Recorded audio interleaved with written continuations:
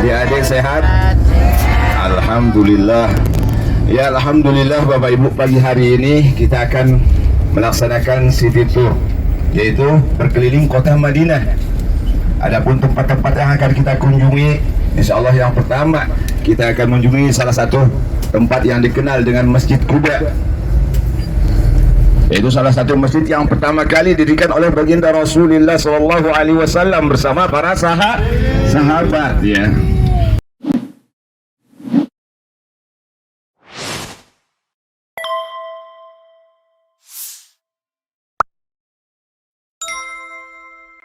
Ketika hijrahnya baginda Rasul dari kota Mekah menuju kota Yathrib, karena pada waktu itu belum namanya Madinah. Jadi setelah datangnya baginda Rasulullah SAW, digantilah nama Yathrib ini menjadi Madinah Al-Munawwarah. Madinah Al-Munawwarah, Bapak dan Ibu, artinya atau maknanya itu sendiri, yaitu kota yang diterangi dan kota yang menerangi. Karena apa? Kedatangan daripada baginda Rasulullah SAW itu menerangi seluruh alam dunia, yaitu mendatangkan ajaran baru, yaitu Islam. Kemudian Bapak dan Ibu, insya Allah setelah dari Masjid Quba, kita akan berkunjung juga ke salah satu tempat yang sangat bersejarah juga, yaitu Jabal Uhud, tempat terjadinya peperangan pada tahun ketiga daripada Hijriah, di mana dulu baginda Rasulullah SAW bersama para sahabat, yaitu berjuang dalam memperjuangkan La ilaha illallah Muhammadur Rasulullah. Dan nanti juga kita akan menuju salah satu tempat juga yang dikenal dengan Masjid Kiblat, Masjid dua Kiblat. Dan juga kita akan juga ke Mazra'atul Tamar, yaitu salah satu tempat mazra'ah atau yang dikhasilkan daripada kurma. Jadi buat Bapak Ibu yang kangen sama pohon kurma, bisa fotoan nanti sama pohonnya. Ya Bapak Bu ya. Dan yang terakhir kita akan menuju salah satu tempat, yaitu Sab'ul Masajid, yaitu 7 masjid Bapak dan Ibu. Ini tempat-tempat yang akan kita kunjungi. Dan insya Allah kembalinya kita ke hotel itu sebelum sholat zuhur. Jadi sebelum sholat zuhur kita sudah berada di hotel lagi, ya, tidak sampai sore ya Pak Bu ya. Ya Alhamdulillah Bapak dan Ibu, sebelum kita jauh melangkah, sebelumnya saya perkenalkan diri dulu. Nama saya Fauzan Bapak Ibu ya. Saya berasal dari Lombok dan di sini saya ditemani sama Ustadz Ilham, yang dipisahnya Ustadz Rashid, ada sering masyhur namanya disebut dengan Bang Ocit, yang kecil-kecil. Insya Allah nanti kita gilir-gilir aja, di sini sekali, di sana sekali ya. Kemudian Bang Ocit ini ditemani sama yang kurus itu, Ustadz Irwan namanya. Jadi memang satu bis itu yang awal dua orang ya. 2 orang, tiap masing-masing bis itu ada 2 orang mutawifnya Bapak dan Ibu. Dan kami semua berasal dari Lombok, makanya kita kenalan dulu supaya tahu asalnya. Wah, orang Lombok ini pasti kasar-kasar ya Pak Bu ya. Tidak seperti orang Jawa halus-halus luar biasa. Jadi di sini kami pemaklumkan kepada Bapak dan Ibu. Jadi mungkin dikala kita bertatap muka ataupun berbicara, suaranya mungkin agak tinggi orang Lombok, kami harapkan untuk dimaklumin Bapak Ibu ya. Tapi kami tetap akan berusaha belajar ta'zim, ihtiram kepada Bapak dan Ibu. Sebab Bapak Ibu ini termasuk orang-orang yang dimuliakan oleh Allah Subhanahu wa taala. Amin. Bisa datang ke sini tuh sangat luar biasa Bapak dan Ibu. Termasuk orang-orang yang dimuliakan oleh Allah. Ya baiklah Bapak Ibu, mari kita awali perjalanan kita ini dengan baca doa safar terlebih dahulu. Bismillahirrahmanirrahim. Bismillahirrahmanirrahim. Bismillahi majriha wa mursaha. Inna rabbi laghafurur rahim. Allahu akbar. Allahu akbar. Allahu akbar. Subhanalladzi sakhkhara lana hadha wa ma kunna lahu muqrinin lamunqalibun. Allahumma inna nas'aluka at-taqwa wa minal amali ma tarda. Allahumma wa adwi 'anna bu'da. Allahumma anta sahibu bis-safari wal khalifatu min wa'tha'is safari wa ka'abatil manzari wa su'il munqalabi bil mali wal ahli wal waladi. Bismillah tawakkalna ala Allah la hawla wa la quwwata illa billah al-aliyyil azim. Di sini kita berkunjung Madinah, tiada lain tiada bukan yaitu ziarah kepada Rasulullah sallallahu alaihi wasallam. Nanti pun kita akan ke Mekah juga, yaitu ke Baitullah. Dan di sini Bapak mengulas kembali bagaimana dulu baginda. Kita akan menerangkan dulu apa kelebihan-kelebihan diberikan kepada kota Madinah. Di dalam sabda baginda Rasulullah sallallahu alaihi wasallam, itu beliau menerangkan la tushaddu rihalu illa ila thalathati masajidah. Janganlah kalian memperbanyak bepergian kecuali kepada 3 tempat. Apa kata baginda Rasul? Wa masjidi hadha, masjidku ini, kata baginda Rasul. Jadi baginda Rasul ini selalu menyebutkan ketika mengatakan wa masjidi hadha, Masjid Nabawi, itu selalu menggunakan wa masjid hadza, masjidku ini. Makanya dia itu dikenal dengan Masjid Nabi. Itu adalah Masjid Nabawi. Sebab apa? Dasarnya itu baginda Rasulullah yang memberi tanah tersebut kepada 2 orang yatim piatu. Jadi bukan asal-asalan baginda Rasul itu, Bapak dan Ibu. Asal daripada masjid itu adalah tempat tinggal baginda Rasul sama area Raudhah. Jadi masjid aslinya itu adalah di daerah Raudhah. Zamannya baginda Rasul dan para sahabat waktu itu. Itulah yang dikatakan tanah yang dibeli oleh baginda Rasul. Jadi Rasul itu ketika mengimami keluar dari tempat beliau, makanya ada mihrabnya di sana Bapak dan Ibu ya.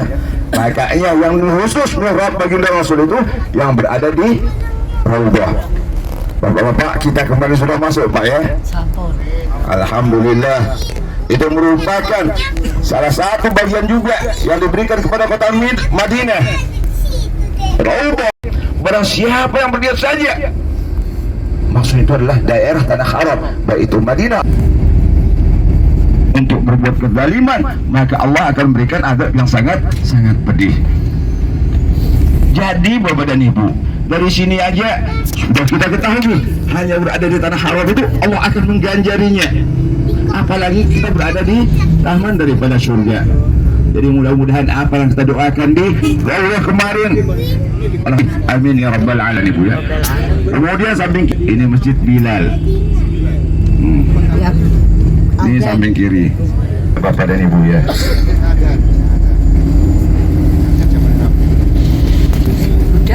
Kalau daerah ini namanya daerah kurban, perkampungan daerah kurban ya.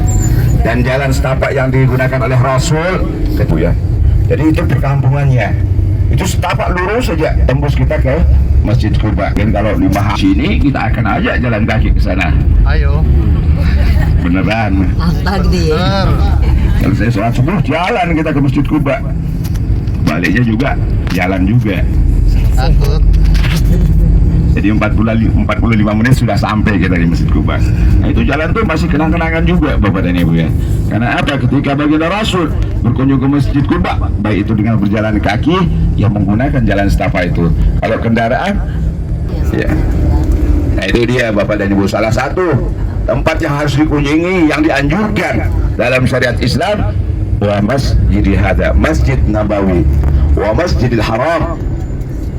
Itu adalah Masjidil Haram Mekah Al-Mukarramah. Yang satu lagi adalah Masjidil Aqsa. Ini yang ucapan Rasulullah sallallahu alaihi wasallam, yang perbuatan daripada baginda Rasulullah sallallahu alaihi wasallam adalah Masjid Quba. Karena perbuatan itu adalah sunnah. Ya Pak Bu ya. Jadi baginda Rasul diterangkan bahwa setiap hari Sabtu itu selalu berkunjung namanya ke Masjid Quba, baik itu dengan berjalan kaki atau menggunakan kendaraan beliau, yaitu Al-Qaswa.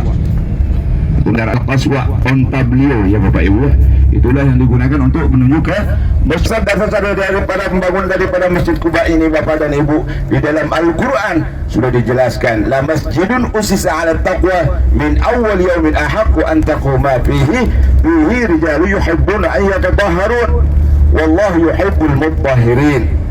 Adalah masjid yang pertama kali didirikan atas dasar-dasar takwa, di mana kalian semua berhak sholat di dalamnya, dan di dalamnya itu terdapat orang-orang yang suka mensucikan diri.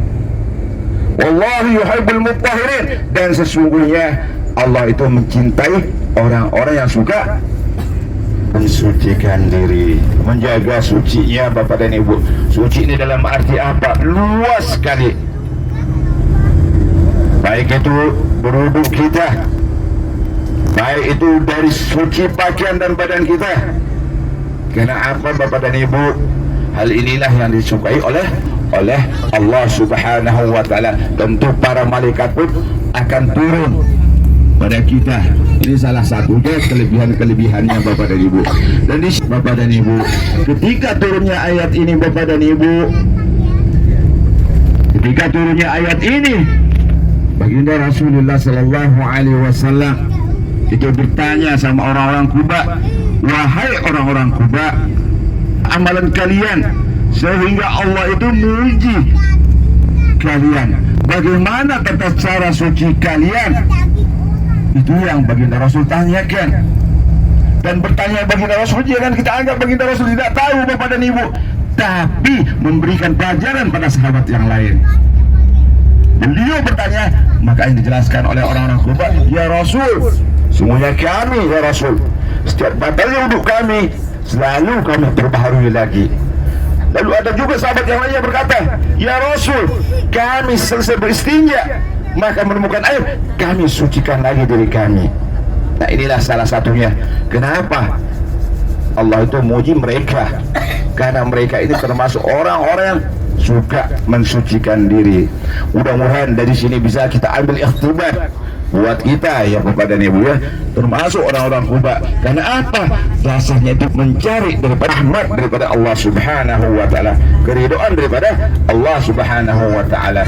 Dan di sini Bapak dan Ibu, kelebihan-kelebihan fadilah lagi yang kita dapatkan, yaitu di Masjid Nabawi khususnya. Dalam sabda baginda Rasulullah sallallahu alaihi wasallam menjelaskan, salatun fi masjid hada, kata baginda Rasul, afdalu siwahu illa al-Masjidil Haram. Salat di masjidku ini, kata baginda Rasul, dibanding tempat lainnya kecuali Masjidil Haram. Makanya Bapak dan Ibu, ketika Bapak Ibu salat, usahakan dalam masjidnya. Jadi 1 jam sebelum orang sholat kita berlomba-lomba, kita sudah infakkan di jalan Allah untuk berangkat umrah lewat Fatimah Zarah. Begitu kita sudah sampai sini, alhamdulillah, itu sangat kita ucapkan, baik itu berupa ucapan ataupun perbuatan. Jadi alhamdulillahnya tanamkan rasa senang dan gembira ketika Bapak Ibu sudah sampai di dua tanah haram, salah satunya di kota Madinah ini. Sebab apa? Dekat daripada baginda Rasul. Sudah bertahun-tahun kita nabung baru sampai kesampaian. Sudah berusaha kita menyiapkan waktu baru sampai sekarang ini. Mana bentuk rasa senang kita, ucapan syukur kita?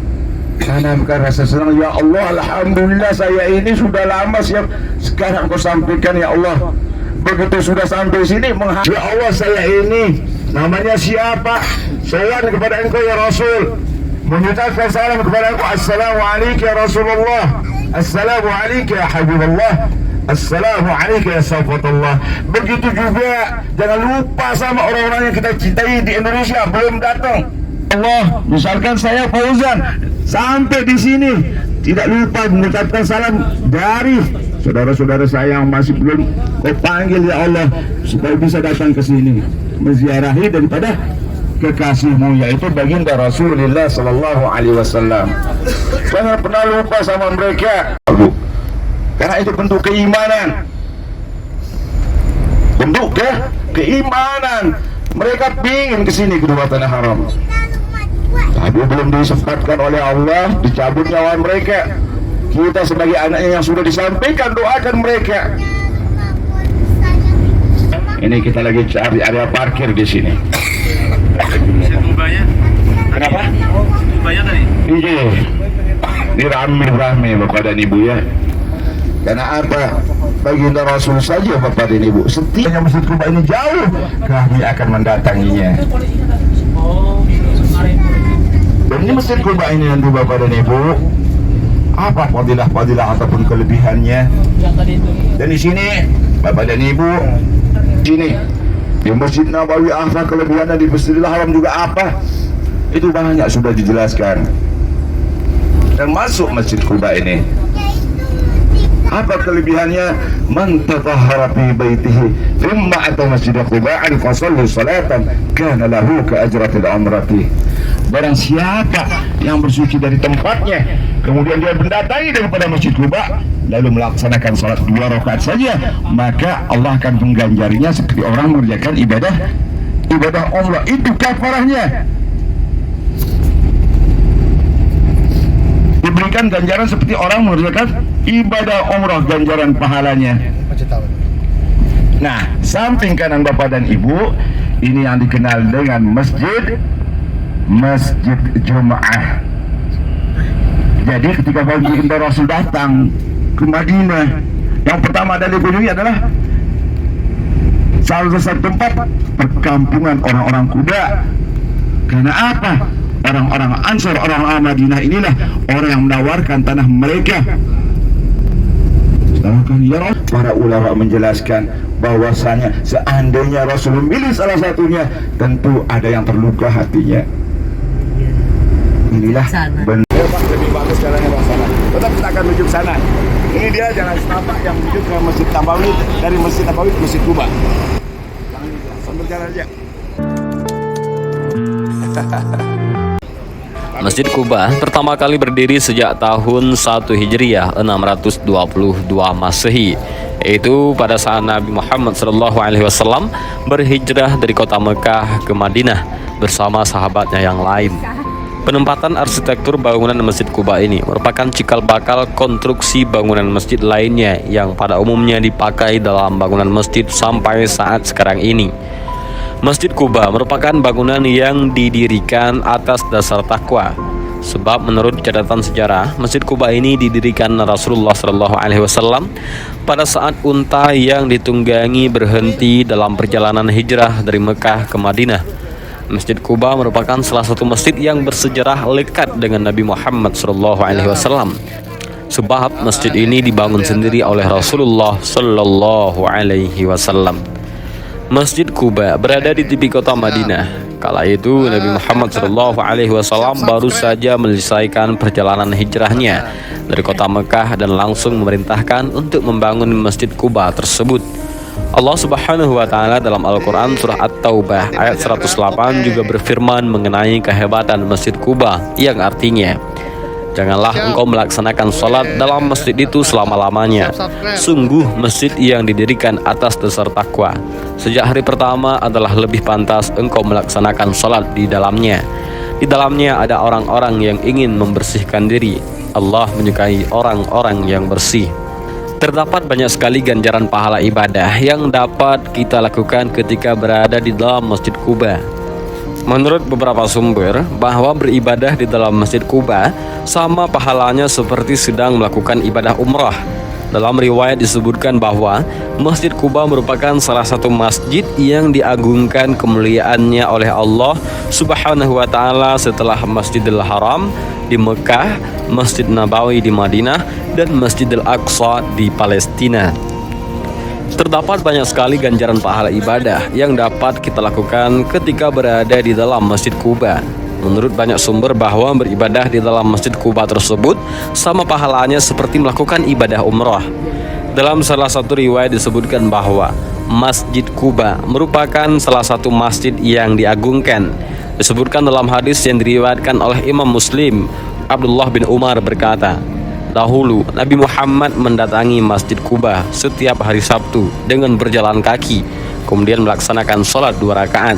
Sedang dalam hadis lain diriwayatkan oleh Imam Bukhari yang artinya adalah Nabi Shallallahu Alaihi Wasallam biasa mendatangi Masjid Quba sambil memakai ataupun kadang-kadang memakai kendaraan dan kadang-kadang berjalan kaki. Dalam hadis yang lain yang artinya barang siapa bersuci di rumahnya lalu datang ke Masjid Quba lalu dia mendirikan sholat di sana, maka dia mendapatkan pahala umrah. Hadis riwayat Ibnu Majah. Bangunan masjid yang luas dan indah ini dibangun di atas lahan kebun kurma seluas 1.200 meter persegi. Seiring dengan perkembangan zaman, masjid ini diperluas mencapai 5.860 meter persegi hingga dapat menampung sejumlah lebih dari 2.000 jamaah sekaligus. 4 menara yang menjulang dan 56 kubah tampak mempercantik bangunan masjid tersebut. 19 pintu yang berdiri kokoh di Masjid Quba. 3 diantaranya merupakan pintu utama, 2 pintu petunjuk untuk jamaah laki-laki dan 1 pintu petunjuk untuk jamaah perempuan. Perluasan Masjid Quba terjadi beberapa kali. Pada konstruksi awal di zaman Rasulullah SAW, bangunan masjid ini sangatlah berbentuk sederhana. Bangunan masjid yang awalnya berdinding tanah liat dan atap pelepah pohon kurma, sampai pada semeninggalan Nabi Muhammad SAW, masjid ini direnovasi untuk pertama kalinya pada masa kekhalifahan Utsman bin Affan. Lalu diikuti beberapa rezim kepemimpinan peradaban Timur Tengah setelahnya. Kekhalifahan Umar bin Abdul Aziz dari dinasti Umayyah merekomendasikan bangunan menara pertama pada Masjid Quba dan diikuti renovasi setelahnya. Abu Yali Al-Husaini berkontribusi membangun mihrab, yaitu sebuah bahagian yang menunjukkan arah sholat di dalam Masjid Quba pada 435 Hijriah. Renovasi selanjutnya pun pada masa pemerintahan Kesultanan Turki, yaitu Utsmaniyah. Beberapa perubahan lainnya juga dilakukan terhadap rumah ibadah ini. Sekitar 30 tahun yang lalu, Masjid Quba direnovasi lagi untuk kesekian kalinya. Proyek renovasi diawali pada 1405 Hijriah ataupun 1984 Masehi di bawah kepemimpinan Raja Fahad bin Abdul Aziz. 2 tahun kemudian setelah renovasi, masjid yang dibangunnya telah mengalami perluasan secara resmi kembali dibuka untuk umum. Renovasi dan perluasan ini terakhir dilakukan pada tahun 1984 pada masjid. Ini merupakan renovasi yang terakhir yang dilakukan sampai saat ini. Berziarah ke Masjid Quba merupakan salah satu tujuan dinasti bagi umat dan jamaah haji ataupun umrah. Demikian video ini, mudah-mudahan bermanfaat. Allahu a'lam bishawab. Assalamualaikum warahmatullahi wabarakatuh.